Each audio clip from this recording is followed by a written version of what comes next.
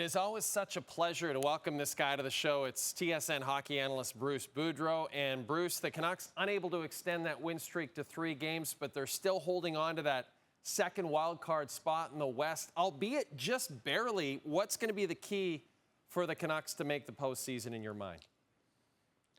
Well, I think there's a couple keys here, Jay. One of them, I think Pettersson now has got points in 4 straight games, and he's got to continue, and he's got to get a little more. Even he can't average a point a game. He's got to average 1.5 to 2 points a game if the Canucks are going to have success offensively. Quinn Hughes played almost 30 minutes tonight, and again, since he's been back, that's what he's going to do. He's got to stay healthy.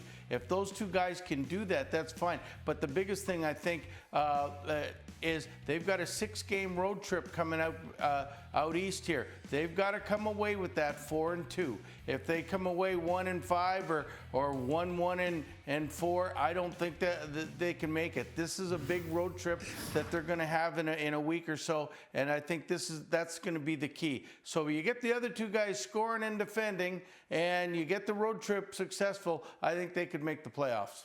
Let's talk about the Winnipeg Jets in a very tight race for the President's Trophy with the Washington Capitals. And you actually won a President's Trophy with the Caps back in 2010, so I feel like you're uniquely qualified to talk about this, Bruce, because it's tough, right, for a coach if you're Scott Arniel. How do you balance trying to chase that President's Trophy and trying to avoid Dallas or Colorado in the first round with just not getting worn out before you even start the postseason?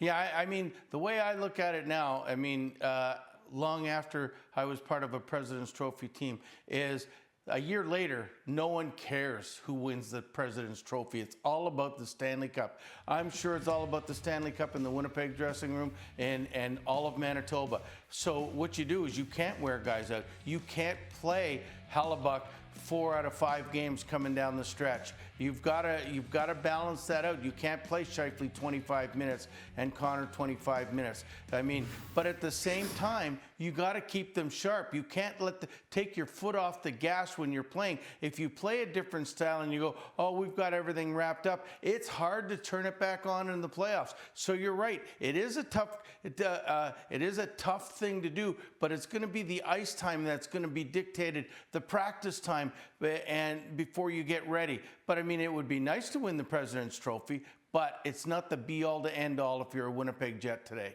Let's talk about the Edmonton Oilers. They win their 2nd straight tight checking game in the New York area. Bruce, is this a sign that Edmonton is ready for the playoff grind, or are you more concerned about the fact that they still are having trouble generating offense?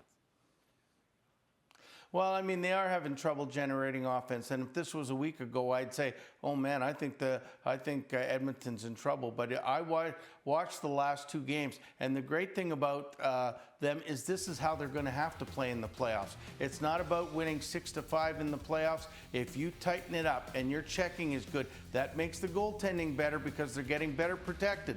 And I think Edmonton knows, because they've been there before, that this is the way they're going to have to win. They're going to have to, look at Draisaitl's having a Hart Trophy kind of year. He's being amazing. McDavid's numbers are down, but you're going to have to get everybody healthy, and you're going to have to get everybody pulling in the same direction. Probably watching video on how they did it last year, and then all of a sudden, then it's going to take off. But I think the last 2 games were a good indicator of that the Oilers are ready to play playoff hockey.